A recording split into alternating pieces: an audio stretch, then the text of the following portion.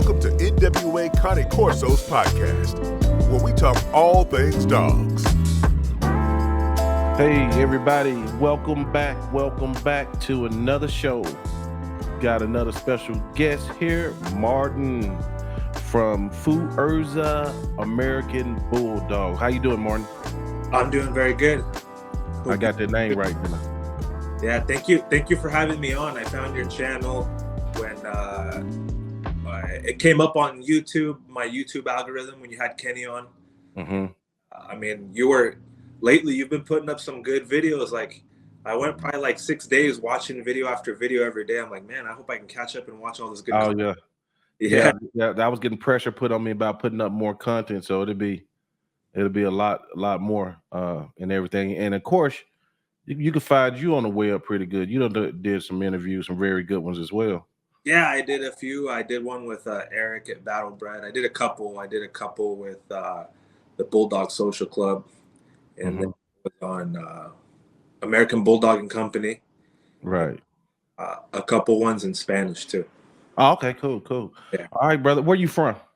I live in Coos Bay, Oregon. I've been here pretty much all my life. Okay, gotcha. Yeah. What about the when did you notice your first love for dogs? I came from a ranching farming family. They were from Mexico, and dogs are just like part of a way of life. Always have to have a good dog. And living here on the Oregon coast, we had some pups, we had some dogs here and there when I was growing up. But when I got my own dogs, I decided to go more from like shepherd type breeds to the bull breeds. I started with the American Pit Bull Terrier, and I was a little bit younger. I wasn't quite ready for one of those, and they were just backyard bred, from the newspaper, $75-$100. My parents got them from me. But then when I got older, I went to the American Bulldog because I saw someone who had American Bulldogs, and I really liked the bullier type of dogs. I wasn't transitioning to get into the American Bully back maybe, I must have been like 06 to like 08 is when I really wanted American Bully. But I mean, the websites and the social media weren't as big of a thing. You had to really go find, and you really needed some money back then. Right. Yeah. So you said you come from a family of ranchers, so you've been around animals your entire life. Well, my family is from Mexico, and that's what they did for a living. I here we've always had animals. We've had mostly fowl. We've had plots of lands where we've some goats here and there just to try what'd be easier to keep, just as a hobby for fun. Oh, gotcha. Okay, so the American Bulldog is what you finally settled on, and did you have mentors coming up in this breed? Anybody introduce you to it?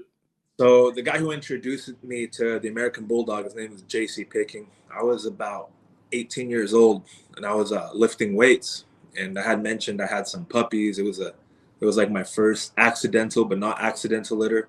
Like, I wanted to have a litter, but not at the time I had the litter, and it was like 15 puppies, and like with 13 surviving. Yeah, and she just like had them, and she went into the shed and just had 13 of them survive.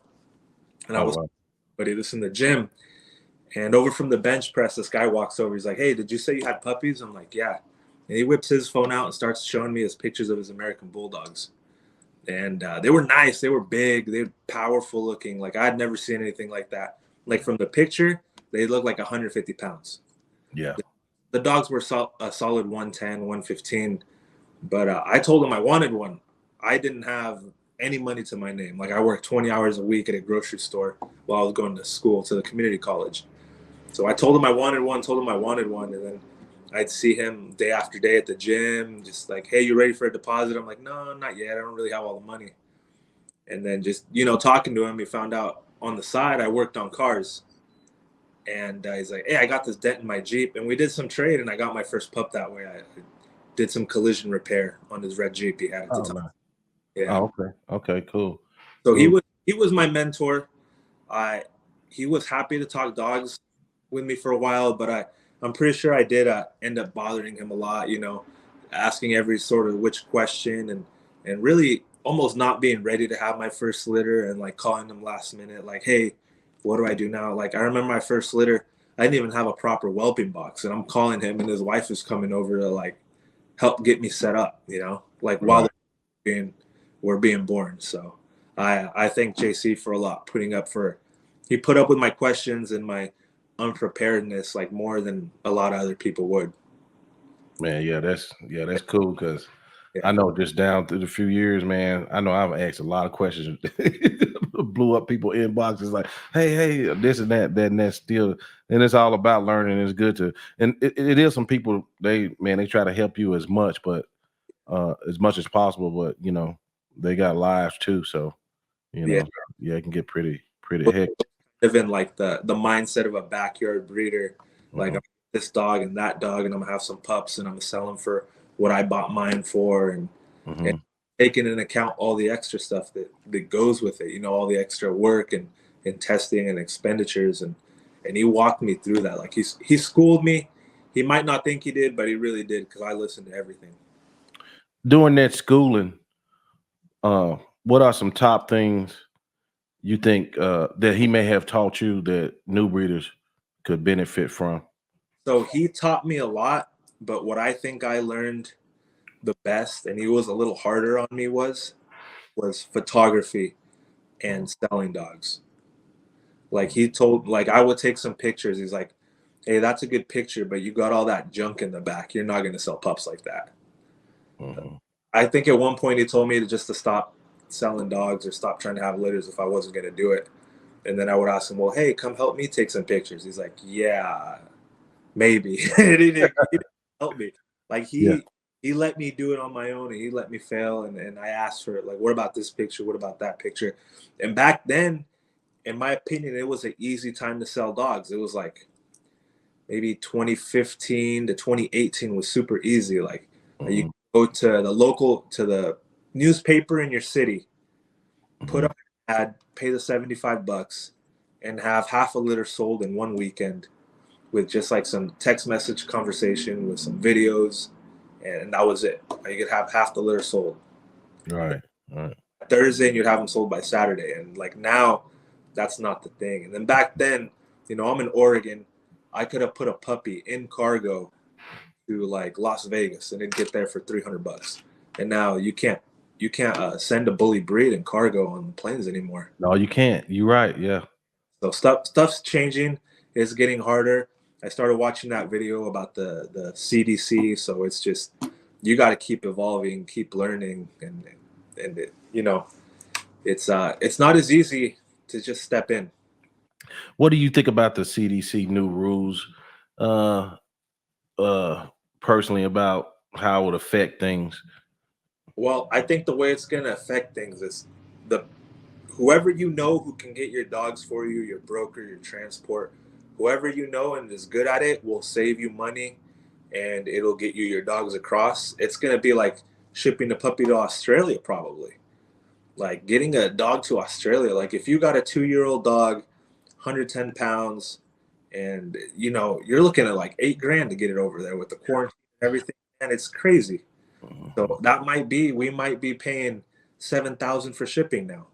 Like, it could be like that. And laws usually don't get easier. Like, if they pass this, give it another 10 years, they'll add on that, and then it's just going to be, you know, and then if they're paying 7,000 for shipping, I bet you the sales price is going to go up a little bit too. Oh yeah, yeah, So yeah. instead of paying 4,000, now the sales price will be 5,000. Do you think that'll help breeders over here in America, being that I guess the biggest consumer of imported dogs? How do you think that affect breeders over here in America? I think they will value whatever they have a little bit more. Mhm.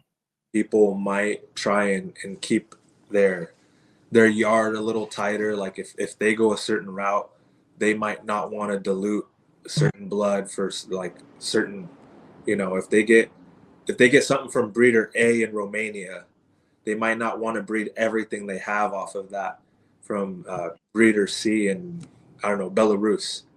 They'll try and keep stuff a little more like line bred, and maybe let 25% blood in.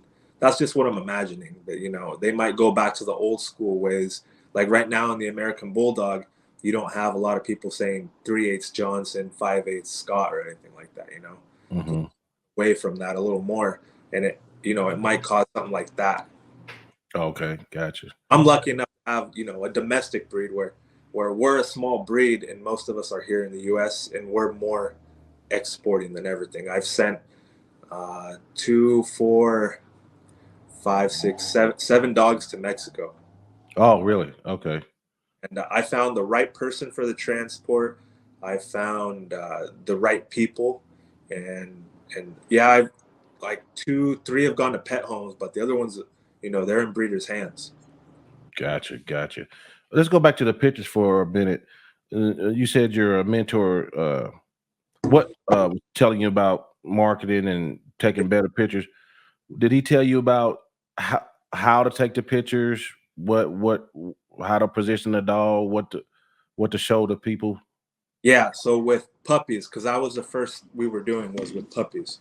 Um, he was telling me, you know, do a 3/4 shot, you know, get closer down to their level, make sure the background is fine. He was big with me on backgrounds. Maybe I just had a lot of junk at my house, you know, I had project cars. I didn't mow all my grass, maybe, you know, whatever it was. Like he was telling me, like that stuff counts, you know. You don't see Nike shooting commercials at a high school track where the garbage is overflowing in the very back, you know. Mm-hmm. See stuff like that. And he was telling me. And then I remember one time I sent him a really good picture and he called me.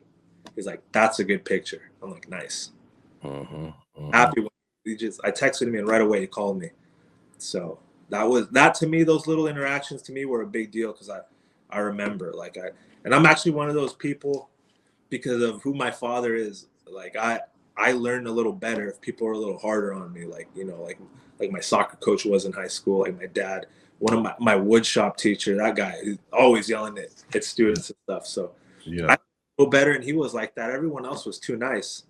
Everyone Mm-hmm. speak their mind, or maybe they didn't know themselves, or they were just trying to be nice. So that Yeah. really, and I got that, and I always tried, and then it got to the point where my little sister, when she lived with us, my mother, my father, my wife, like we were always taking pictures. I'm like, "Hey, hold this leash, do this," or I would have maybe my daughter, who's 9 years old, grab the camera, and I would come up and put the puppy. 5 weeks old with my breed is a sweet spot because they walk very well, but when you let them down, they don't automatically just run. They stand there for a second or two, like just kind of looking around. And that's when you can really snap the pictures. You just hold that pup, set them, you know, kind of stack them, then let go, get out of the way, and then someone's just taking the pictures.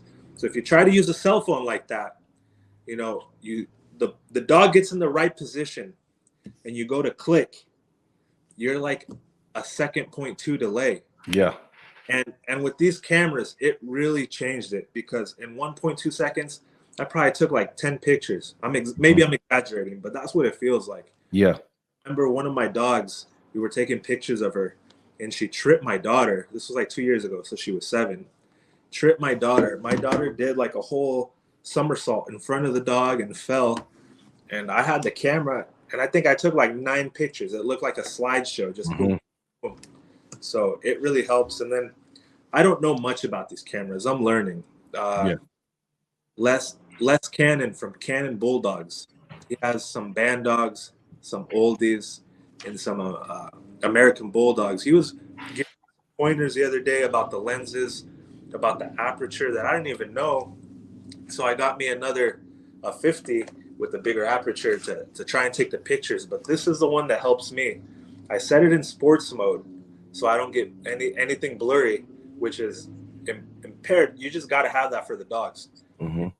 Focus on this. Like my daughter, it's so easy. She's 9 years old. She takes the pictures, zooms in and out. Because if you get too close to the dog's playful. I live on a farm, so my dogs aren't always on leashes unless they go to the vet or we're taking some sort of pictures. They'll get put on a leash. So that's what it just the big zoom just kind of helps. It's a small aperture on this lens, but Yeah. My mentor would tell me too. You know, when you take those pictures, make sure the head is up, yeah, mouth closed, tails up, you know, things like that. and like you said, be down on their level. That's some gold you just get dropped. down to their level. Yeah, if you put that collar like right here, if some breeds of dogs have more loose skin, some other, you could hide some of that loose skin in an American Bulldog. Mm-hmm. You don't pull too hard, it looks super, super natural. You can't even tell. Mm-hmm. I'll snap maybe in the summer months, each dog, 1,000 pictures of each one each month. Mm-hmm. The winter months when it's raining and stuff outside, like the only day I'll have help on my day off, it might be raining. So there go some months with no pictures of each dog. Right. I take lots of pictures. We'll do a photo session of 2 or 3 dogs. We'll have 3,000 pictures, and then I'll go through everything, every picture. I'll favorite the ones I like, and then I'll have 100 pictures of everything, and I'll just go over it again and again and again, and I'll be down to like 8 good pictures, and then that's what we do for marketing. Yeah. That solid information, brother. That's very solid information. Very important. It takes all day because especially if you got a white dog or a light colored dog, you got to give that dog a bath. Yeah. Let him properly dry because it just if the dog's wet and you take some pictures, it's gonna take away attention from all the good dogs. Yeah, and then learning information of the dog when in the pictures, like the top line, the difference between a German Shepherd, a Presa, and a Pit Bull Terrier. Like you have to adjust them and position them in a way that's according to that breed, to that standard. Mm-hmm. Mm-hmm. Yeah, major. So let's go here. So how many dogs you have, if you don't mind me asking, or do you normally keep? I like to be between 5 and 12. I've had 12, and that was a little tough. It's a lot of musical chairs. Who can be kenneled next to who can be kenneled together, and that's assuming 3 or 4 of those are 6 or 8 months old, like keepers that made it past the first round. Mm-hmm.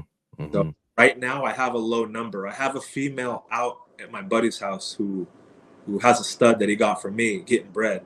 So she's still my dog, but she's not at the house right now. She's gone for 2 weeks. She's out in California. So I have 2 6-month-old puppies, a retired dog, a stud, another female. So I'm at 7 dogs right now. Gotcha.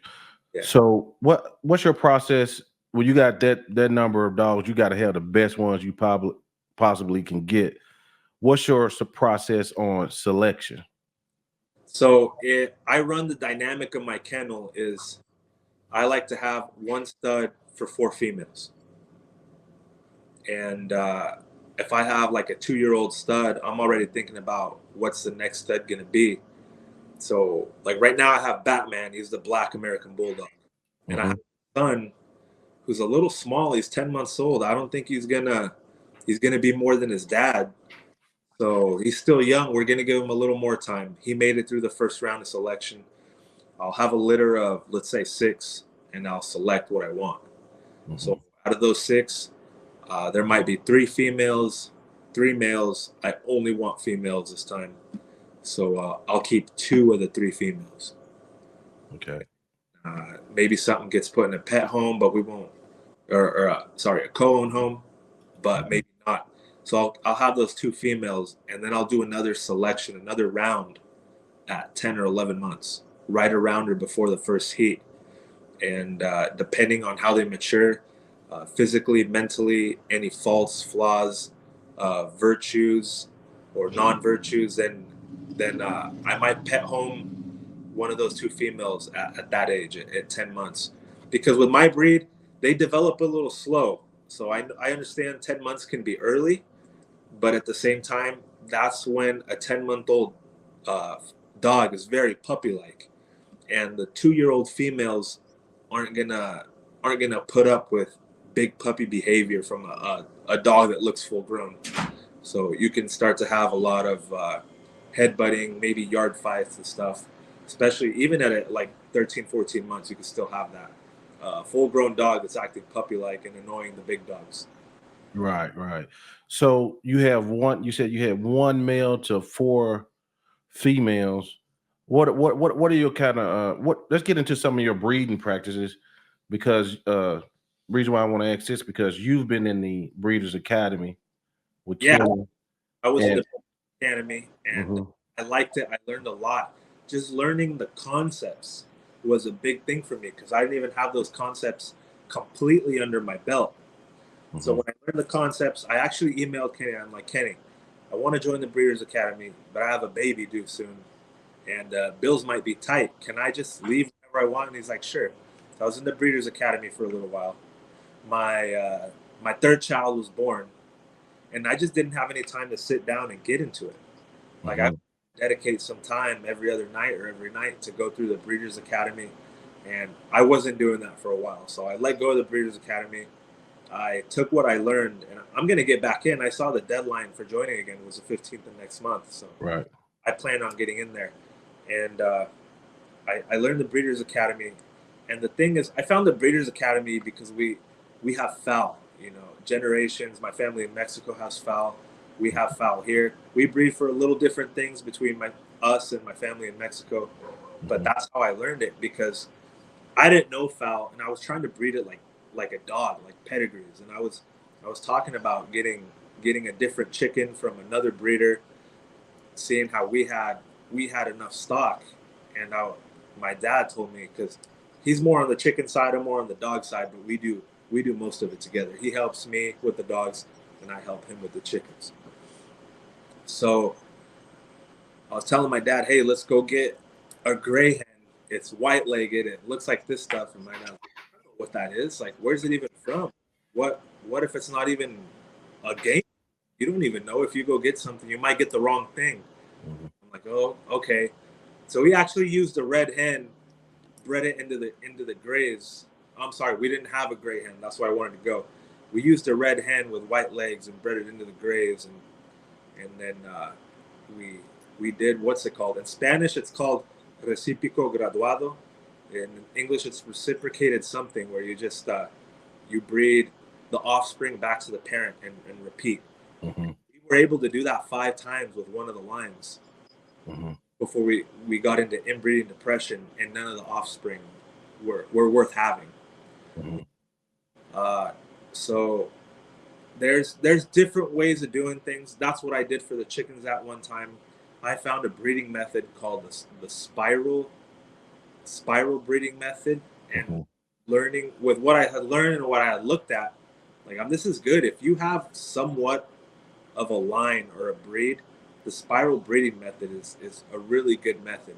Even with the dogs, like the dogs, I have a breed, and I can use that. So I could take three brothers.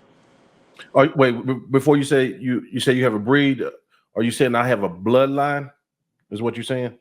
Um, so with the chickens, I have a bloodline. I have a family. Gotcha. Okay. With the dogs, I have a breed, and they're all bred in the same way. They might not all be completely pure. You know, one might have a trait for different ears, and Right. the other one might have certain color genetics, and the other one. So not completely pure, uh, within the genotype, but with the phenotype, they look the same in I us. got you. Okay. So you could have I would do this on the mother side or instead of the father side.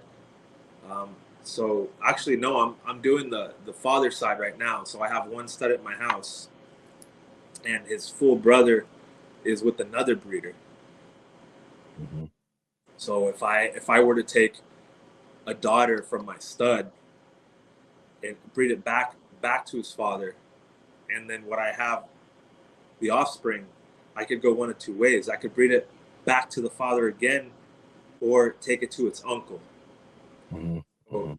so you do the inbreeding, and then you switch over one to the brother or a half brother or an uncle, where you keep it in the same family, but you don't go the same direction.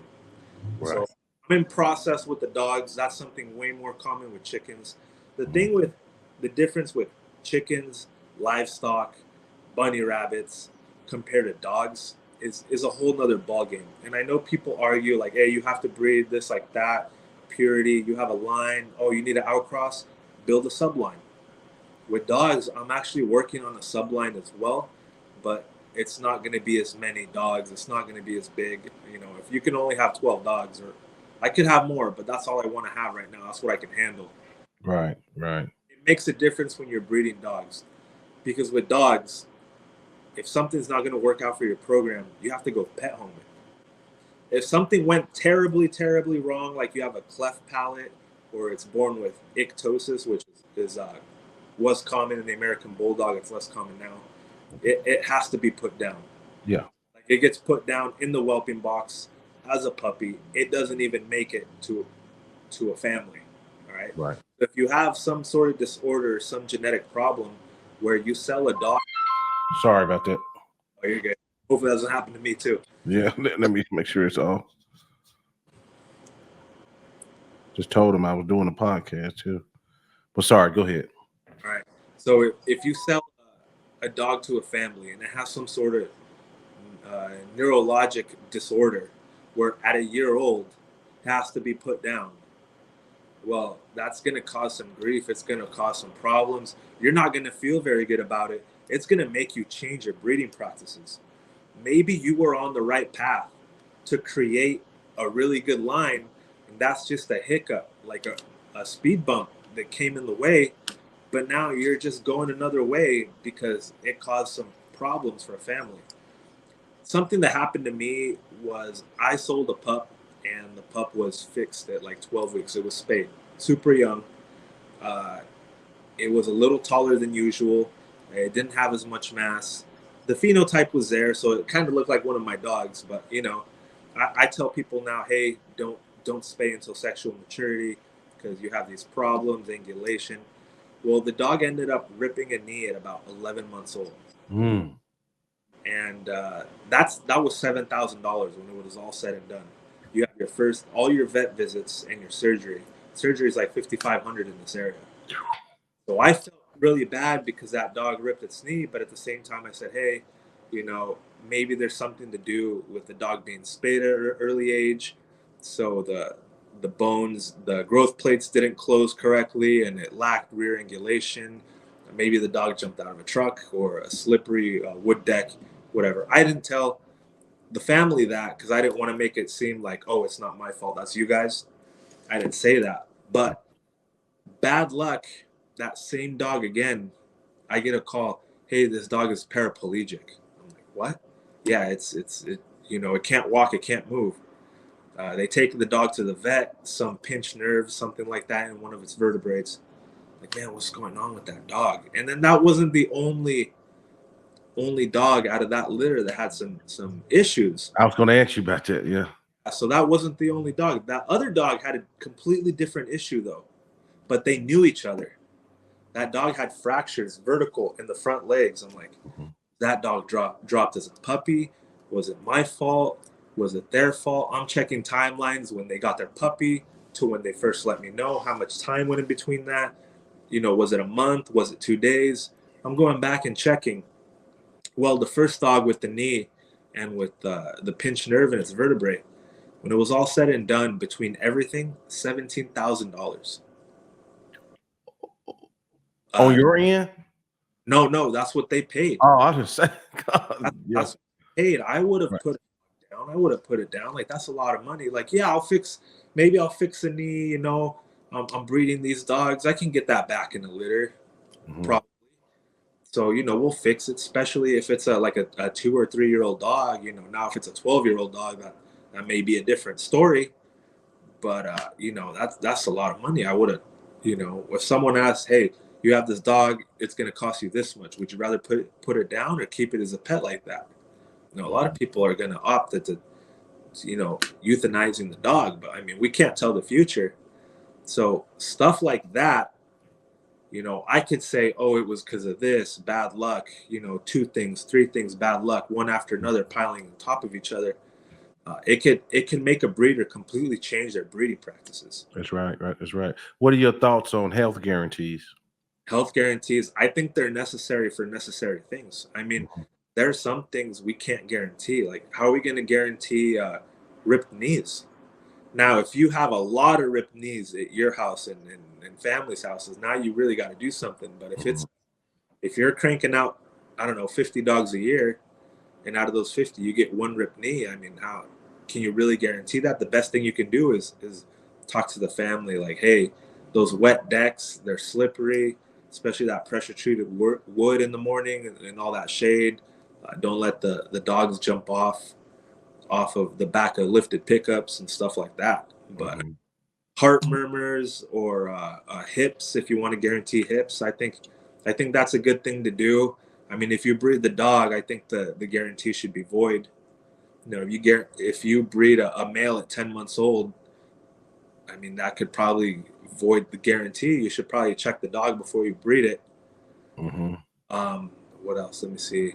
Heart murmurs, certain degrees of them, or sell them as pet homes. And then when they're pet homes, the health guarantee can change. Or there's just different ways of doing things. And then health guarantees are strange because sometimes the contracts look like they're just one-sided. Like, oh, you have to do this. You have to take the dog to the vet 24 hours from the time you receive it and get it. It seems like the breeder's always trying to get out of whatever it is. And I've done different types of health guarantees. I've done different contracts. I've drawn up a lot of different ones. And then I'm not gonna lie, maybe a third of the dogs I've sold, there was nothing. There's like, yeah, it's this much. Come and pick it up, and we talk and talk a lot about dogs. And the times that I really needed a contract were the times I didn't have one. Yeah, yeah. And then so I get sent a lot of information when you're on pot, when you do this type of stuff. So Yeah. and I've read over some contracts. I typed my contract up after seeing contracts of virtually 6 pages of saying I'm not gonna do shit. If you really read it, if you really read some of these contracts, they basically said I'm not gonna do a thing, Yeah. Well, the contracts are like, I don't know, like if the dog just has something it was born with and the vet has to say it and then another vet has to corroborate it and then do something. But I've seen a lot of contracts, they don't cover hips. Like, it's environmental, 50% environmental, we don't cover it. Yeah, yeah, yeah. Stuff like that I've seen a lot. But a lot of the contracts, the most important part of a contract, in my opinion, is to outline what happens if this happens. Like a stud contract, if she doesn't take, how many times are we gonna just try till she takes? Good point. Good point. What is your rule on that? Like I said, I've had contracts, I've done non-contracts. Batman was produced with my female with an outside stud, and that man tried 4 times. Mm-hmm. I paid him like the $1,500 for the stud fee, and I paid the shipping every time, which was super expensive. But for 4 times, like, he shipped me semen 3 times, and I never did progesterone because there's nowhere here in my area that'll do progesterone same day except for a 2-hour drive north. Oh wow, yeah. I'll tell you something that I noticed when I bred Frenchies. It was a little more fair to whoever had the female. Okay, if you use the male, if you use my male, if you didn't hit the first time, normally they'll give you a second try. And also if you was going to get a pick back, whoever had the female had the first pick, and then the stud owner get the second pick. Oh yeah, which was kind of cool because if you're trying to breed, move a program forward, and you got the female, I would definitely want the first pick. You know what I mean? Yeah. When you colors where that one's blue, but mine only carries blue, so we'll probably produce 25% blue. Mm-hmm. There might only be one blue one, and if that's what's really selling and that's what people really want, then that helps. With American Bulldogs, I think it's pretty fair for the person who owns the female. Usually it's the price of a pup for the stud fee. Right. So pups off of that stud are going for $1,500. That's what the stud fee usually is. They're going for $2,500 or $3,000. That's what it usually is, and that's what the prices are these days for puppies. Just really depends. And then most people will give you a second shot, and then you don't really hear. Like, I've gotten a third and a fourth shot at doing stuff. Mm-hmm. In one contract, when I used Bay Area's Logic, pretty popular dog, You know, it had a certain amount of time. Like you have to, if it doesn't take, you have this much time to redo. Mm-hmm. And I've heard in some American bullies that all you get is live semen. Mm. You have Okay. to do a progesterone test. You gotta do what? Progesterone test. Oh yeah. So, so that's a little more for the stud owner, but you know, different breeds, different demands. So Right. So do I don't know much about the American Bulldogs, but do they do pretty much a lot of natural uh, breeding, or is it insemination mostly? so a lot of do natural ties. Hmm. I do a lot of AIs. I'm probably one of the guys who does more AIs than Hmm. I had two females in the first 5 years that I started breeding. They were just nasty towards the males. Like they would go into heat, and you know they're not ready. Oh, she's not letting the male mount. You know, Hmm. so might fight, might try and fight the male, but then 2 days later she's ready, flagging, and then she accepts the male. I had two females that would never accept the male, no Hmm. matter what part of their heat cycle they were in. So one of them was my second female. So I learned the AI. Right. Yeah. And then that's something to think about too, because say you're going to drive to somebody with a stud, he ain't gonna want your damn dog biting on his, beating him up. You know what I'm saying?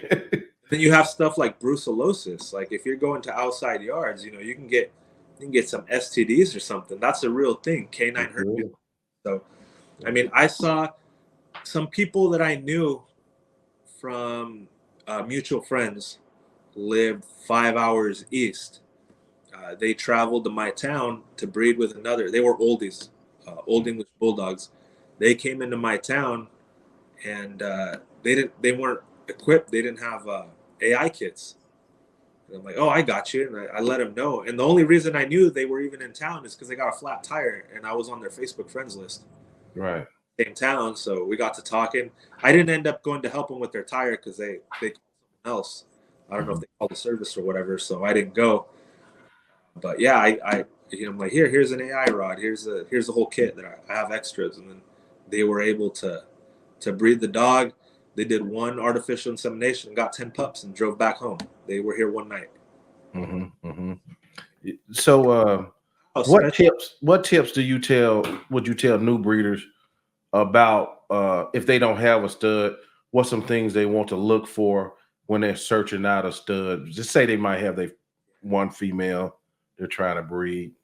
well, first it's important to know your female, and if you haven't bred her before, you have to know how to read the pedigree, and then know what the siblings of that female look like, how consistent is that female to the other dogs in that family.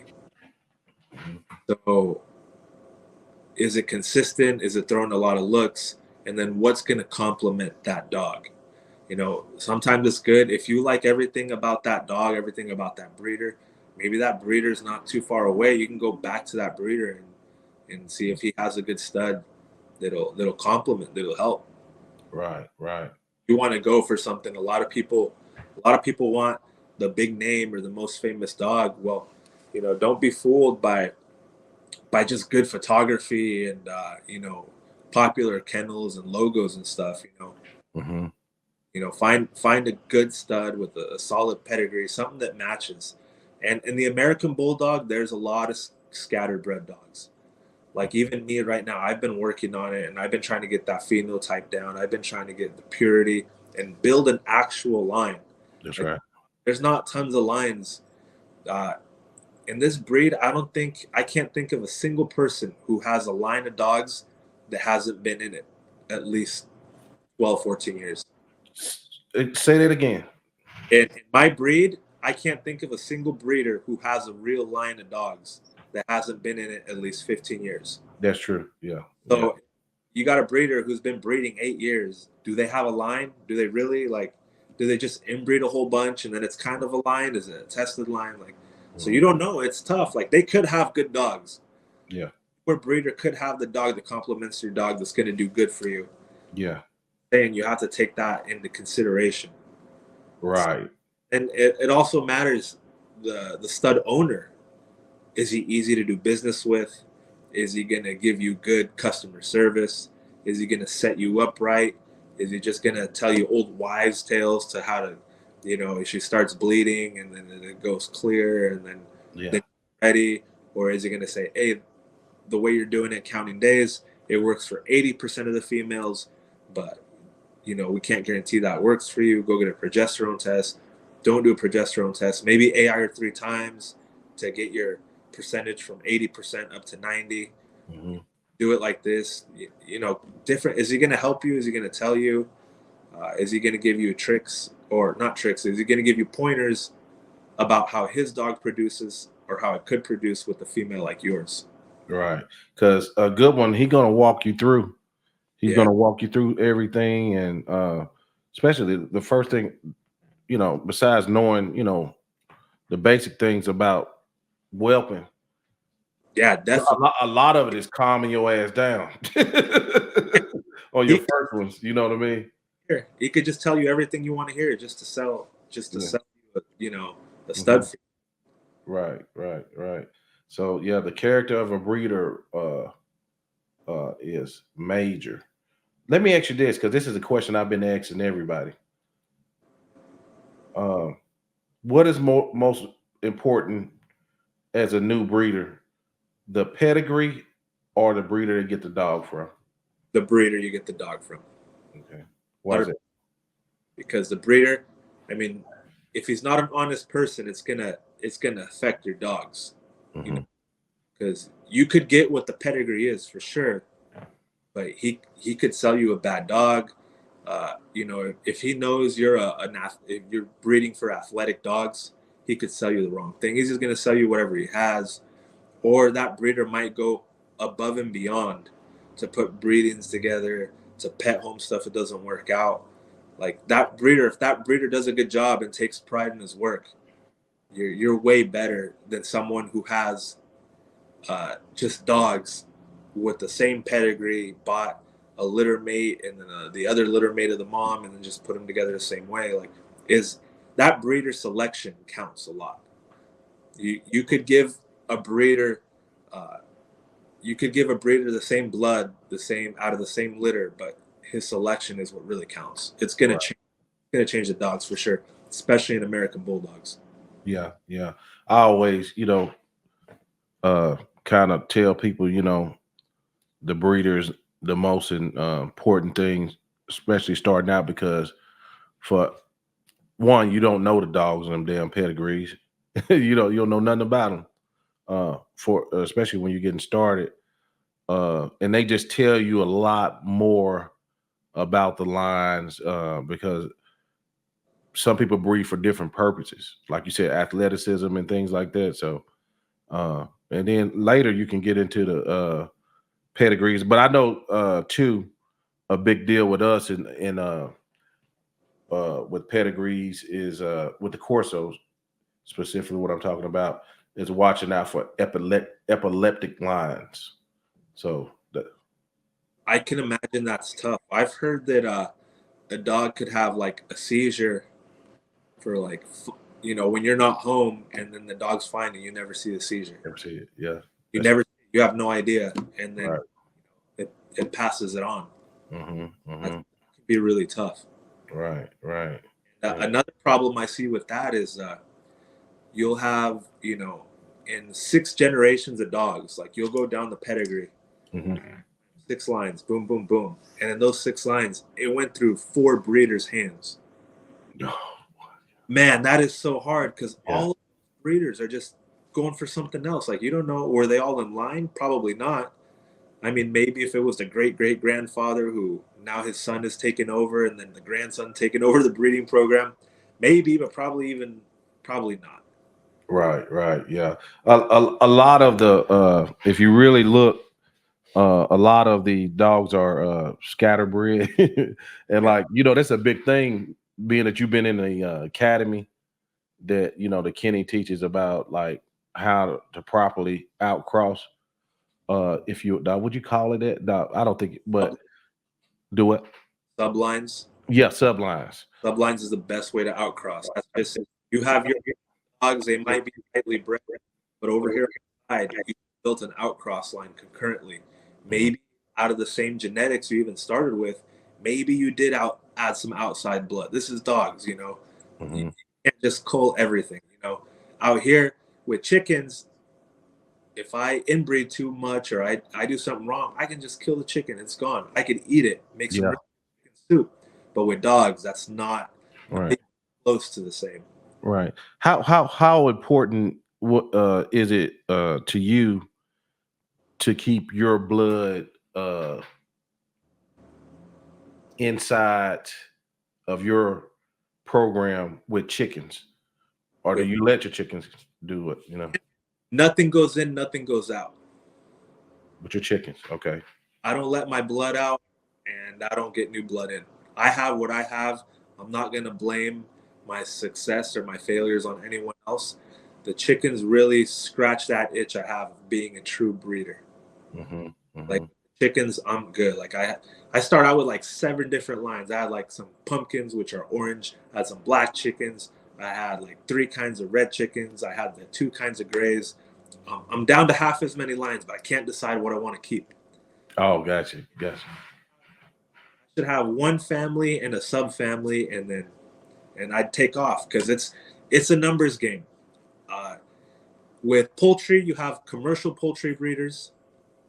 Like I don't know, where are they? Are they in Mississippi? The jumpers, they're maybe hatching 2,000 eggs, hatching 1,200 eggs a season. Then you have backyard breeders, which in the chicken game, backyard breeder just means family breeder or hobby breeder, and that's still like 300 birds. Oh, really? Yeah. So if you have 300 birds and you consider yourself a small chicken breeder, I mean, you probably still need 5 acres at least, you know? Yeah. Because it's still a farm. It's a small farm. So if you have 300 birds and you only have one single line and a subline, man, your brood stock is gonna be easy to pick because you have so much to pick from. It's like a giant high school playing basketball against like a high school with 300 kids. The team, that's what it is. If you're competing with another breeder, you're gonna move forward so much faster because that bell curve. You have your worst chickens, you have your average, and then you have your superstars. When your superstars goes from 3 chickens every year, your shotgun ace, your superstars, but now you have a big farm, you're going to have like 15 superstars. So you're going to have way more of your best. You'll have more to cull probably in the beginning too. So that also can translate to the dogs. If you only have 5 dogs and you're breeding 5 dogs, imagine how hard it's going to be to produce just a great epic stud. Right. I had a breeder tell me, he said, man, if you ain't got 15 dogs, you're really not a breeder. Well, I'll just be half a breeder because I can't hold 15 dogs.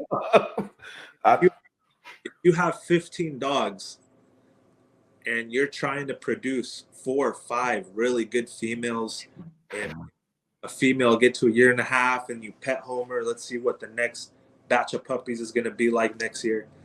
It's not going to be too hard to make some great females, to get some good brood stock, get them real close, because you have a lot to pick from. You have 13, 14, 15 to pick from, to pick the best ones out generation after generation.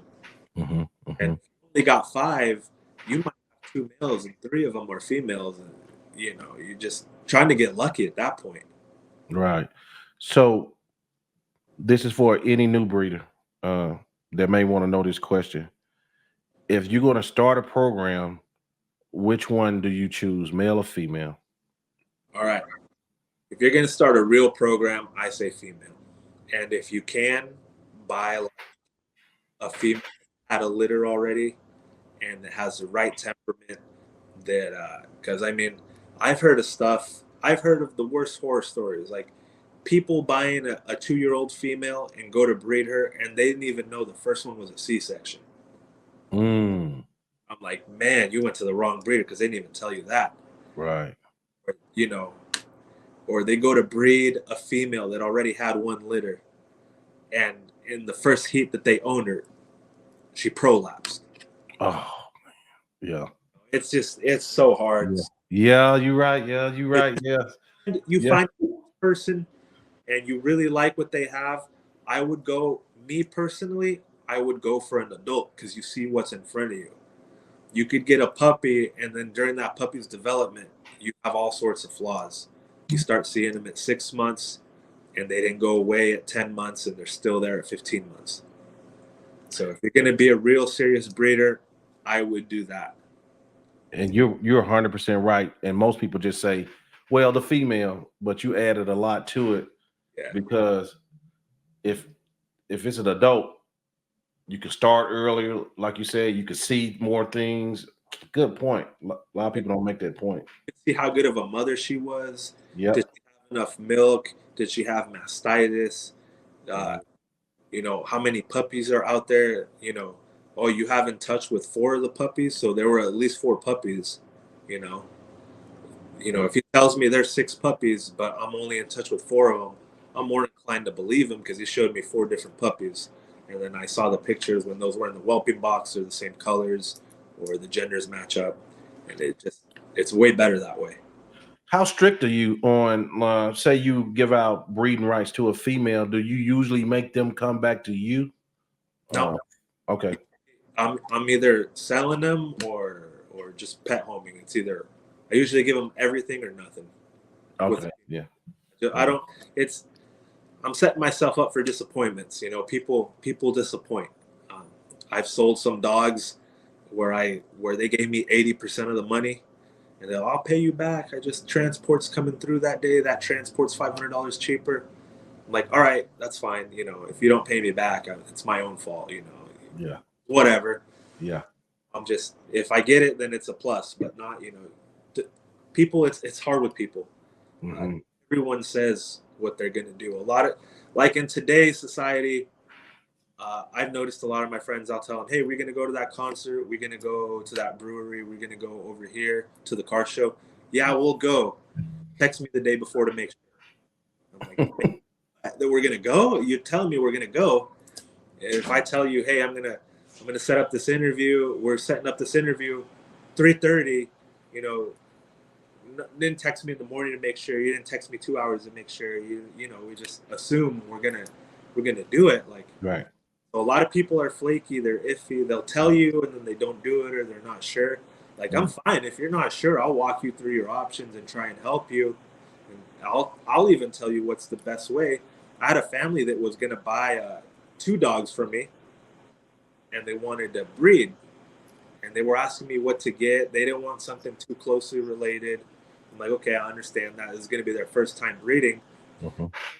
And get a female pup first if you're going to go with puppies, because if you get the female pup first, it takes longer for her to develop and be able to get pregnant compared to a male that you could breed it at like 12 months. It's not a big deal.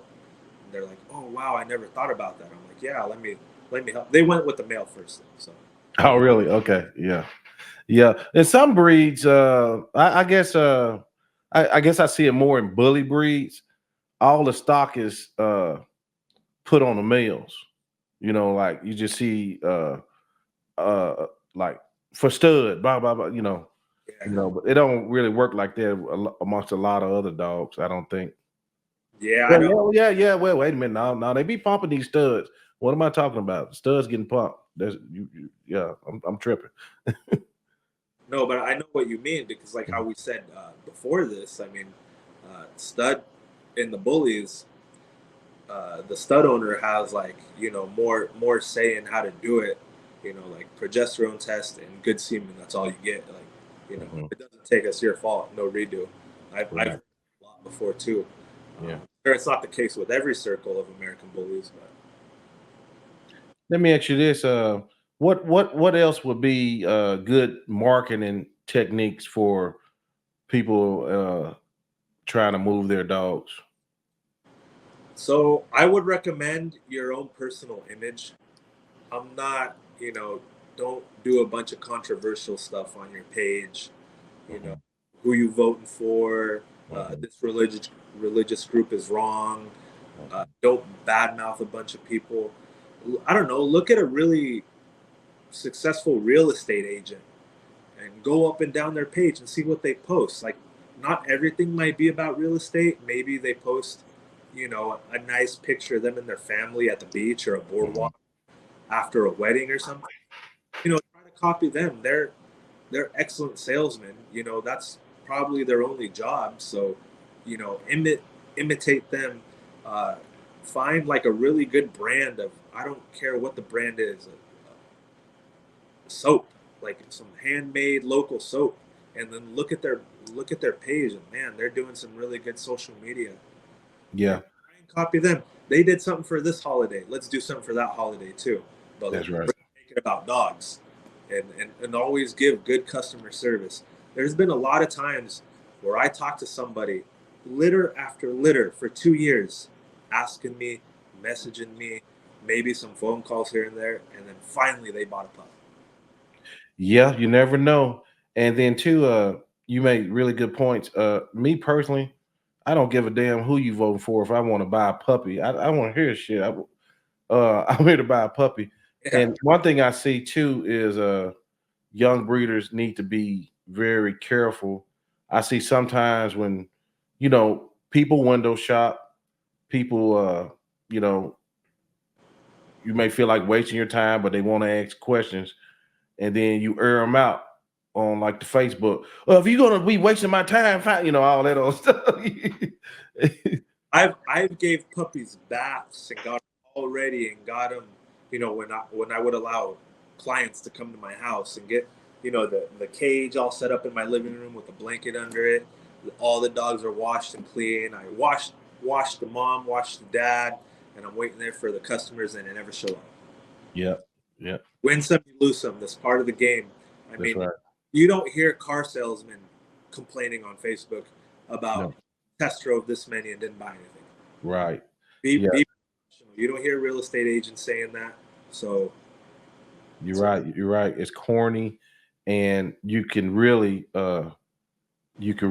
save yourself some heartache by putting up proper information. Like, they don't have a page. Like, not knocking anybody. I know a lot of breeders that do business from their personal Facebook page, but I think a lot more like you. It's a business running like a business. You should have specific pages that actually, if you get these specific pages like Instagram, Facebook, you wield yourself a lot more power. YouTube, I pulled Puppy straight off of YouTube, and it was like I had like 5 videos, and I had someone contact me from YouTube. I'm like, oh, great, because from YouTube I sent him to my Instagram, and my Instagram is like my page where I upload the most. My Facebook page is there, and it has some reviews, and that really shows. Like, when you're into the dogs and you're obsessed with the dogs, and you talk about dogs, you think about dogs, like, you're a dog person, you're going to have more of this stuff. And if you can show the average customer, hey, this guy does videos, this guy does pictures, this guy does this with his dogs, he's all over it. Well, I bet he's the same way with taking care of his dogs, with housing his dogs, and with breeding his dogs, and attention.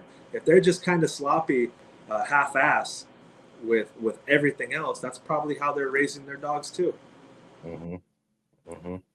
Yep. Is there any more anything else that I might not have asked you that you will want new breeders to know? Give out your phone number. Just do what? Give people your phone number. 541-260-3634. So that's my phone number. If I don't answer right away, I'll probably text back or text me. Good point. Easy. Get out there and make yourself approachable to customers. I think that's right. Yeah. Don't hide yourself. Right. That's right. I like websites too. Because you could track things from your websites, from like Google and stuff like that.